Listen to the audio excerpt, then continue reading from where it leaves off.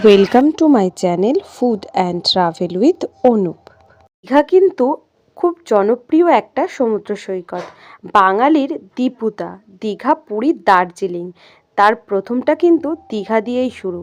আর এই দীঘার ভিডিওই আমি তোমাদের জন্য নিয়ে এসেছি। আমরা কিন্তু বাসে করে যাব দীঘা।